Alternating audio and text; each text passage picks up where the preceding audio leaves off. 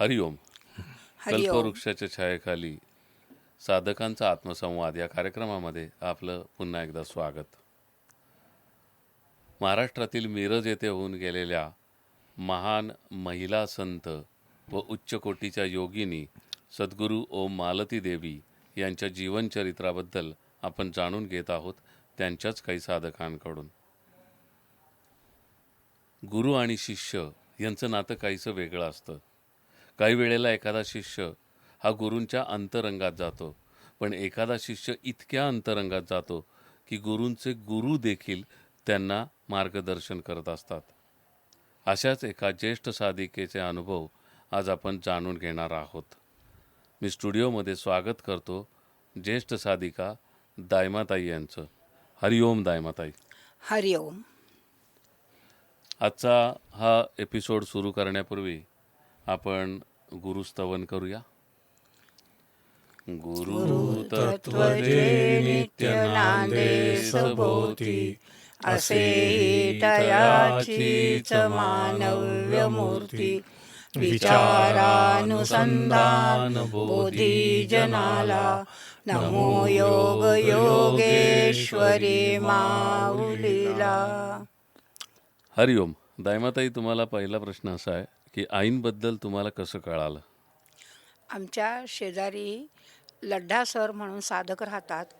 त्यांना लायब्ररीची पुस्तकं आणून वाचायची शौक होता. तर ते म्हटले, त्यांच्या हातात आईंचं किसी एकी साधनगाथा हे पुस्तक मिळालं आणि त्यांनी म्हटले की तुम्हाला पण आध्यात्मिक काही वाचायची अशी हौस आहे तर हे पुस्तक वाचा.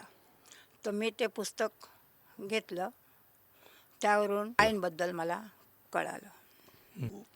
फिर इसके बाद माताजी की पहली मुलाकात कब और कैसे हुई? इसके बाद मैं उनसे ही बोली कि इसमें पत्ता हेमंत भाई का है और ये नज़दीक है, रेमंड कॉलोनी का ही है, नज़दीक है, तो आप जाके तपास तो करिए कि यहाँ पर है क्या नहीं हो. तो अपन ने ज्ञानेश्वर जी की किताबें पढ़ी है, तुकाराम जी की पढ़ी है, संतों के चरित्र बाद में पढ़ते हैं. ये संत अभी ये ज़माने में है तो हम देखना चाहते हैं, मिलना चाहते हैं. मग तुमची आणि आईंची पहिली भेट कशी झाली? तर त्यांनी पण मनावर घेतलं आणि आम्हाला ते पाहून आले आधी आणि मग आम्हाला घेऊन गेले त्यांच्या आईंच्या घरी. तेव्हा आई इथेच होत्या. हे आमचे फार मोठे भाग्य. आणि पहिल्या भेटीत आईंबद्दल तुम्हाला काय जाणवलं? पहिल्या भेटीमध्ये आईंचा चेहरा पाहताच आतून मला जसं काही गुदगुल्या झाल्यासारखं मोहून घेतलं आईने, जसं इतकं झालं मला. आईंचे डोळे बघून, आईंचा चेहरा पाहून मी अगदी मुग्ध झाले. मला एक सांगा, तुम्हाला आईनं भेटावं असं वाटलं? तुम्ही आत्ता म्हटलं मला ज्ञानेश्वरी आणि त्यांना सगळ्यांना भेटायचं. तुमच्यावर ह्यापूर्वी आध्यात्मिक संस्कार काही झाले होते का लहानपणापासून? माझ्या वाचनात संतांची चरित्र आणि गीता प्रेस गोरखपूरची पुस्तकं, आमच्या सासऱ्यांचे गुरु होते गुजरातचे, त्यांचे गुरूंची पुस्तकं यायची गुजरातीमध्ये. हे वाचण्यात माझे जास्त आलेली आहे. बरं. फिर माताजी के यहाँ पहुँचे तो माताजी को पहली बार जब आपने देखा तो क्या भाव आपके मन में पैदा हुआ? आपने माताजी से क्या मांगा? माताजी से पहली बार मिलते ही उस टाइम में तो माताजी को तो अंदर से लगा कि ये कुछ मांगने आई होगी. पर मैं बोली, माताजी सकाम आप कोई मत बताइए, मुझे निष्काम ही बताना चाहिए आपको. वाह, क्या फार बात. छान. आणि तुमच्याबरोबर जे लड्ढा आले होते त्यांच्याशी आई काय बोलल्या? त्यांच्या पत्नीला काही बाहेरची बाधा होती, तर त्याबद्दल त्यांनी विचारलं आईंना. आईने त्यांचा उपाय सांगितला आणि त्या बाई बऱ्या झाल्या. पण आमचे आणि त्यांचे गुरु आधीचे एकच होते. तर त्यांना विचारलं की ह्या बाई आम्ही गुरु करू शकतो का? तर ते म्हटले की स्त्री गुरु हो नाही सकती. बरं. तर मग ते तर निसटले आणि मी मात्र चांगल्या ह्याच्यातनं चांगल्या अर्थाने तुम्ही अडकला असं आपल्याला म्हणता येईल इथे. तर तुमची पहिली भेट झाली, मग नंतर आई काय तुम्हाला जाताना काय म्हणाल्या? आई म्हणाल्या की त्यांची पत्नी पण माझ्या बरोबर होती ना. तो म्हणे तू इसके साथ में रोज आएंगी क्या 11 बजे दोपहर में? तो मैं बोली हो आती. तर मग तिला घेऊन मी रोज त्यांच्या घरी 2-4 दिवस गेले, 8 एक दिवस. तर आई आम्हाला कसं बसायचं, कसं ध्यान करायचं आणि सगळं शिकवलं होतं. तर त्याप्रमाणे आम्ही बसवलं. म्हटलं ध्यान मला काही माहीत नाही. आम्ही मंदिरात वाढलो, पण ध्यान आम्हाला हा हा प्रकार माहिती नाही. आईने त्याप्रमाणे आम्हाला कसं बसावं, कसं सुखासनात, हे सगळं आईने शिकवलं होतं त्याप्रमाणे. म्हणजे माताजी को आप पहली बार मिले तब आपके ध्यान के बारे में कुछ पता नहीं था। माताजी तो बोले, देखते ही माताजी को जैसे पता चला कि तेरे तो पूर्व पुण्य ही बहुत जोर की है बोले. बरं. अजून काही बोलल्या आई तुमच्या पूर्वजन्माबद्दल?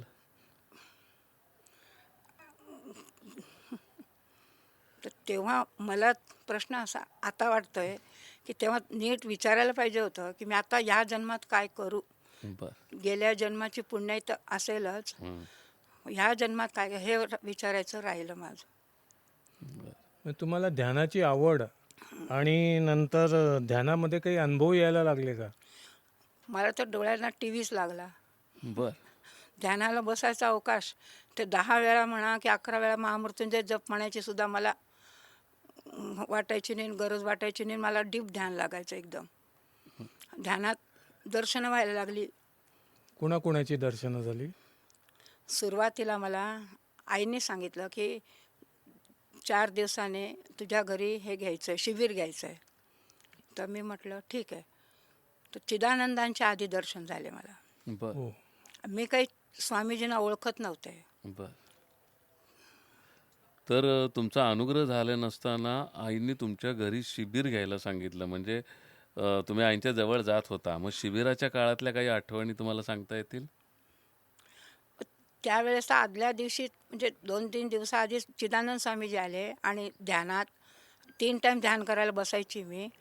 तर स्वामीजी म्हणाले की "एक गोभी का गड्ढा है तो तू ले, तेरे को भाती है ना भाजी, ये अच्छा लगती है." मैं बोले बहुत अच्छी लगती है.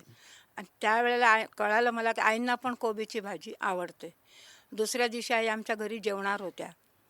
तर मी मुगाच्या डाळीचा शिरा वगैरे करायचं ठरवलं होतं आणि चिदानंद स्वामीजी मला कोबीचा गड्डा देऊन तिकडे तोंड केलं आणि त्यांना ओमेट झाली.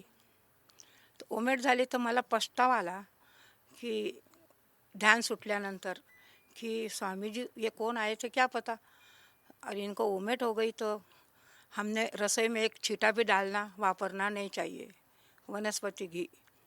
तो फिर दूसरे दिन मैंने पूरा गावरानी घी में ये सब चीज़ें बनाई माता जी के लिए. माता जी ने भोजन करा. रात भर 30-40 स्त्रियां जो शिविर में आई थी वो रुकी थी रात भर. तो माता जी बोले कि अनुग्रह लेने वाले इतना नहीं करते, बोले तू बहुत करती है बोले. मैं बोली करना तो चाहिए, गुरु के आगे इतने बड़े संत है उनके सामने नहीं करे तो फिर किसके सामने करे. इसके बाद जो दीक्षा के बारे में आपके मन में कुछ भाव पैदा हुआ था कि माताजी से दीक्षा लेनी चाहिए, और माताजी ने कुछ आपसे इसके बारे में कहा था कि आप दीक्षा लो, कुछ ऐसा संकेत दिया था आपको? माता जी से मैं दीक्षा मांगती थी गुरु मंत्र. माता जी बोले मैं दूंगी नहीं. मैं बोली मत दो आप, मैं तो आपको छोड़ूंगी नहीं, आपको सदगुरु मानती हूँ मैं. मेरे पहले 2-4 गुरु हो चुके थे. तो माता जी बोले उनसे आज्ञा ले. तो मैं बोले हमारे गुरु आज्ञा देने वाले नहीं हैं. वो बोलते हैं कि स्त्री गुरु हो नहीं सकती. और मुझे आपको मिलने से ध्यान क्या चीज़ है ये पता चला, और आपके हिसाब से मुझे ये दर्शन होने लगे. तो मैं तो आपसे विनंती करती हूँ आप मुझे गुरु मंत्र दे. तो 5 साल माता जी ने मुझे गुरु मंत्र दिया ही नहीं. पण मग ह्या 5 वर्षात तुम्ही आईंच्या सतत बरोबर होता. आईने जवळ ठेवलं तुम्हाला हां. आणि दीक्षा मात्र दिली नाही. मग फायनली दीक्षा तुम्हाला कधी मिळाली? म्हणजे पहली बार आपकी सदु- मुलाकात कब हुई थी? किस साल 94 में? में 94 1994, और दीक्षा आपको 1998 में मिली. हाँ, तो उसके बारे में जरा हां, बताइए. म्हणजे ती दीक्षा कधी आणि कशी मिळाली तुम्हाला? तो दीक्षा के पहले तो मैं माता जी के साथ में ऋषिकेश भी जा चुकी. बरं. हाँ, स्वामी जी की शताब्दी में. हां. तो वहाँ भी मुझे स्वामी जी दिखे. हं. तो स्वामी जी ने मेरे पास में आके बोला कि देखा आपने सरस्वती को देखा, तो मैं माता जी को भी देखूं और स्वामी जी को भी देखूं. मैं बोली बहुत ही अच्छी बात है. तो माता जी को मैंने बोला फिर बाद में, मेरे माता जी अभी स्वामी जी आके गए और स्वामी जी बोले कि सरस्वती को देखा क्या आपने? मैंने माता जी को नमस्कार करी, मैं बोला आप तो सरस्वती का ही अवतार हो। क्या बात है, सुंदर। स्वामीजी म्हणजे शिवानंद स्वामी जी। शिवानंद स्वामीजी। वो फोटो से मैं पहचान गई बर बर। और चिदानंद जी को पहचान नहीं पाई, वो शताब्दी में गई जब पहचाने। मैं बोली यही तो आए थे हमें को भी देने को। आणि मग ऋषिकेशला आणखी काही अनुभव तुम्हाला आले त्या ट्रिपमध्ये? ऋषिकेश में चढ़ाव जो आता है स्वामी जी के वहाँ जाने का, समाधि ऊपर चढ़ने का, तो वहाँ माता जी सफ़ेद कपड़े में दुबले शरीर में खड़े थे और कमर कस के खड़े थे, और हम लोगों को जैसे हम छोटे छोटे सब साधकों को पकड़ पकड़ के हिमालय में फेंकते थे वो, कि चलो ऊपर चलो ऊपर। ये कौन करता था? माता जी अच्छा। जैसे बाहुली को उठा के ऊपर फेंकते हैं वैसे माता जी चढ़ाव में खड़े रह के हमको सबको ऊपर चलाते थे। इस अनुभव का अर्थ क्या निकलना चाहिए? यानी सबको स्वामी जी के दर्शन करो, यानी अच्छे मार्ग में चलो, ये माता जी का कहना। अच्छा अच्छा। बरं, जसं सुरुवातीला तुमची ओळख करून देताना मी सांगितलं की गुरूंचे गुरु तुम्हाला सांगायचे, तर हे कसं काय बुवा, ह्याच्याबद्दल जरा सांगा. ये क्या पता, अब पुण्य की कोई बात होगी अगले जन्म की। अगले जन्मों में भी मैं कुछ साधु ही थी, 2-3 जन्मों में मैंने मेरा ही स्वरूप देखा है। तो मैं एक दफ़े तो नींबू पीले कपड़े में साधु थी, एक जन्म में जैन साधु थी, और एक जन्म में ये जो नेपाल में जो होते हैं ना लामा. लामा, तो वो जन्म में मैं लेडीज साधु थी। बर. तो इससे मुझे पता लगा कि हमारे पूर्व पुण्य में कुछ अपन ने अच्छा ही किया है, तो सब अच्छे ही दिख रहे हैं। आणि गुरुदेव येऊन तुम्हाला काय सांगायचे? एक दफ़े माता जी के घर को मीरज में ही स्वामी जी आए थे, वहाँ टीवी नहीं था, जब स्वामी जी की मूर्ति भी नहीं स्वामी थी। चिदानंद नहीं, शिवानंद जी म्हणजे ध्यान में आए थे? ध्यान में आए। तो वो बोले कि मालती तुम सोती ही नहीं हो, बोले जागती रहती हो। तो मैंने अचंभा किया, भाई माता जी को भी देखूं और स्वामी जी को भी देखूं, तो माता जी सच में जाग रहे। तो मैं बोली नींद खुलने के बाद में, ध्यान में उठने के बाद में माता जी से, माता जी स्वामी जी आए थे अभी और बोले कि आप जागती रहती हो, तो सही बात है क्या? तो माता जी बोले अगं खरंच मला झोप येत नाही म्हणे, हे साधकांसाठी मला त्यांची सगळ्यांची काळजी असते म्हणे. तर अशा रीतीने म्हणजे तुम्हाला स्वामीजी येऊन सांगायचे. मग हे तुम्ही आईंना सांगितलं का हो? होय, आई काय म्हणाले त्यावरती? आईंना फार बरं वाटायचं. आई म्हणे अगं 25-25 वर्ष तपस्या करणाऱ्यांना स्वामीजी दिसत नाही आणि बोलत नाही, पण तुला फार लवकर दिसायला लागले आणि स्वामीजींचे आवाजही येतात, हे फार चांगली गोष्ट आहे. स्वामी जी और चिदानंद स्वामी और अपने शिवानंद स्वामी जी आपको ध्यान में दर्शन देते थे, तो उस दरमियान उन्होंने आपसे कुछ संवाद किया, कुछ कहा? हाँ, चिदानंद जी ने एक बार ध्यान में कहा, मैं ये मंत्र बोलती हूँ तीर्थ लेते टाइम में कि अकाल मृत्युम हरम सर्व व्याधि विनाशनम विष्णुर्पादोदकम तीर्थम पुनर्जन्म न विद्यते। स्वामी जी बोले ऐसा नहीं बोलना। फिर मैं बोले कैसा बोलना? तो बोले अकाल मृत्युम हरम सर्व व्याधि विनाशनम सद्गुरु पादोदकम तीर्थम पुनर्जन्म न विद्यते, वाह ऐसा बोलना चाहिए। तो जब से मैं वही मंत्र बोलती हूँ। वा. सुन. आणि हे सगळं तुमचं त्या अनुग्रहाच्या आधीचं तुमचं आईंचं एवढं हे प्रत्यक्ष अनुग्रह जेव्हा झाला त्यावेळचा प्रसंग सांगा ना. प्रत्यक्ष अनुभव मला अनुग्रह मला 1989 साली झाला, गुरुपौर्णिमेच्या दिवशी. तर त्यावेळेला मी आईना सकाळी सांगितलं, म्हटलं आई गुरुमंत्र घेताना म्हणजे आधी मला ध्यानात दिसलं होतं का आमच्या गुरूंनी मला आसन आणि माळा दिली की आता तू इथं बस. मग हे आईंना सांगितलं, तर आई म्हणे तुला आता आज्ञा मिळाली.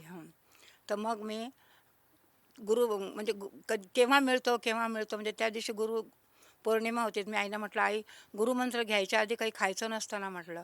म्हणे हो. म्हणजे मी नाश्ता वगैरे काही केला नाही.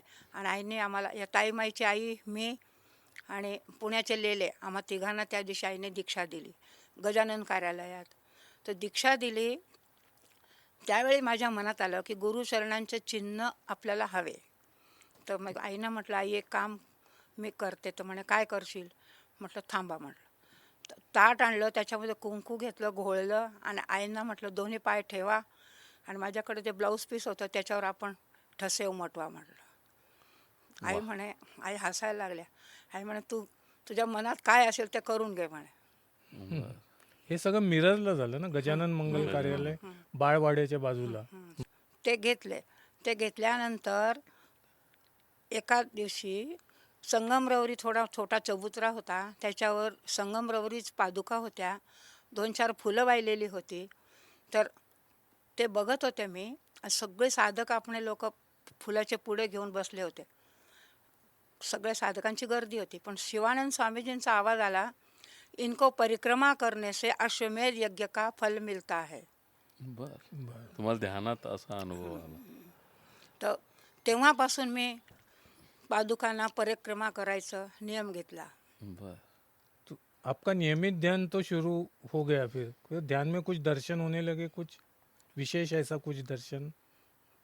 विशेष दर्शन. एकदा आईंच्या बरोबर मी पुण्याहून आले. आई 8 दिवसाआधी मला म्हटल्या की माझ्याबरोबर कोणी नाही आहे, तुला पण मला पण जळगाव जायचं आहे. तर म्हणे माझ्याबरोबर येशील का? तर म्हटलं हो. तर आईंच्या बरोबर मी फर्स्ट क्लासच्या डब्यात बसले. आई थोड्या निजल्या. रात्री 10ची गाडी. आई झोपायला लागल्यात. मी म्हटलं आई, ग्लास भरून पाणी घेतलं. म्हटलं आई पाणी पिता का? तर आईने घेतला हातात ग्लास. म्हणे मला रात्रीचं जास्त पाणी लागत नाही, पण दे म्हणे. तर थोडंसं पाणी एक घोट घेतलं आईने आणि परत ग्लास माझ्या हातात दिला. हे दीक्षेच्या आधीची गोष्ट आहे. तर मी म्हटलं हा ग्लास आता ठेवायचा तर पडून जाईल आणि सांडायचा तर कसं काय, आपण गुरु मानतोय ना, तर आपण पिऊन जायचं. तर ते पाणी मी सगळं गटागटा पिऊन गेले. आई झोपल्या. तितक्यात मला अर्ध जागी अर्ध जशी की मी भांबावलेली, मला आईंच्या दशावतारांचे दर्शन झाले. आईंच्या शरीरात आईंचं शरीर तेच आहे, पण वरचं मस्तकाच्या ठिकाणी वरा अवतार, कच्छपा अवतार, मत्स्या अवतार, शंकराचार्य अवतार, परशुराम अवतार, हे सगळे होत असताना मला घाम फुटला. एकदम घाम इतका फुटला की उठून आईंना मिठी मारावी की आई मी घाबरते आता. तर जळगावला आल्यानंतर पुष्कळ साधक आईंना घ्यायला यायचे स्टेशनवर. तेव्हा माझं मन इतकं झालं की ओरडून ओरडून सगळ्यांना सांगायचं की आप माताजी को क्या समजते हो. खरं आहे, आईंचं ते दिव्य रूप पाहण्याचे खूप कमी भाग्यवंत साधकांना संधी मिळाली, त्यातल्या तुम्ही एक हरि आहात. ओम. आपको कुछ गरुड़ वगैरह का भी दर्शन हुआ ऐसा सुना है? आईंच्या सत्संग आमच्या घरोघरी व्हायचा इथं जळगावला. तेव्हा तपोवन झालं नव्हतं. तर एका घरी आम्ही गेलो असता मला त्या रूम भरून मोठा पांढरा शुभ्र गरुड इतका मोठा दिसला आणि त्यांच्यावर आई विराजमान झालेल्या विष्णू स्वरूपात जशा पण आई दिसतात मला. आणि त्यांचे पण पांढरे शुभ्र कपडे आणि आईंच्या हातात छत्रीसारख्या सगळ्यांच्या दोऱ्या. छत्री कशी असते तशी ताणून धरलेल्या सगळ्यांच्या दोऱ्या, जसे साधकच खाली असतील ते काही मला माहिती नाही, पण ताणून धरलेली होते सगळ्यांच्या दोऱ्या. मी आईंच्या समोर उभी होते. तर एकदम मी घाबरल्यासारखे झाले. पण ध्यान सुटल्यानंतर आईनं जे सांगितलं, मी म्हटलं माझी दोरी धरली का नाही तुम्ही. मग आई काय म्हणाले त्यावर? आई हसल्या. म्हणे गरुडाचं दर्शन फार दुर्लभ असतं म्हणे, फार चांगलं तुला दर्शन चांगले झाले म्हणे. पण आई विष्णू स्वरूप म्हणजे त्या वर बसलेल्या मला अजूनही असं वाटतं की आत्ताच बघितलं मी. नाही, पण तुमची दोरी धरली की नाही ह्याच्याबद्दल आई काय म्हणाल्या? काहीच म्हटलं ना. तर आईंच्या साठीच्या वेळचा तुमचा एक अनुभव आहे फोटोचा, तो काय आहे बरं? आईंच्या साठीच्या वेळेला माणकापुराने जो फोटो घेतला होता, त्यात एका पायामध्ये स्वामीजी उमटले आणि एका पायामध्ये शिवलिंग उमटली होती. तो फोटो पण माझ्याकडे होता. तर मी ते पाहून मला आतून काहीतरी थोडी शंका झाली की स्वामीजी पण आहेत आणि शंकर भगवान पण आहेत, तर आईंची स्थिती पण काही असेल, वेगळीच असेल ना. त्यावरून मी ध्यानात जो शंकाचं निरसन व्हायचं माझं, तर मी इतकी मोठी गर्दी त्यामध्ये पुढे पुढे ओरडून मी सांगते की माताजी सशरीर है दर्शन कर लो, माताजी सशरीर है दर्शन कर लो, ओरडते. आणि थोडी मागे फिरून पाहिले तर एका बाजूला स्वामीजी आणि एका बाजूला शंकर भगवान, त्यांनी मोठ्या मोठ्या 2 बल्ल्या धरलेल्या आहे. यांच्या हातात एक आहे, त्यांच्या हातात एक आहे. वर मोठा बॅनर आहे, त्याच्यावर आई पहुडलेल्या आहेत. तर जशा विष्णू भगवानसारख्या अशा एक हात करून झोपलेल्या आहे. मैं बोली देखो माता जी को तो स्वामी जी ने और शंकर भगवान ने पकड़ के रखा है, जब ये सो रही है मेरा आराम से. और मैं सगळ्यांना ओरडून सांगते सशरीर माता जी है, जब तक दर्शन कर लो, जब तक दर्शन कर लो. वाह, वाह, सुंदर. हां, तुम्ही ते सूक्ष्मात ध्यानामध्ये तुम्ही सूक्ष्म रूपात सगळीकडे फिरायच्या. तर ते कसं काय शक्य झालं? मी मिरजेच्या इथं सभामंडपात ध्यानाला बसायची, पण मला असं वाटायचं की मी उठून बाहेर गेले ध्यानातूनच. बाहेर गेले तर गवतामध्ये उभी होते मी त्या बोरिंगच्या जवळ. तर तिथं मला वर 5-25 माणसं पुरुष सगळे पांढरे कपड्याने फिरताना दिसले. मी म्हटलं जायला जागा नाही, जीना नाही, ये लोग ऊपर गए कैसे. तो पतर स्वामीजींचा आवाज की यहाँ रहने वालों के पितर भी यही रहते हैं. वाह!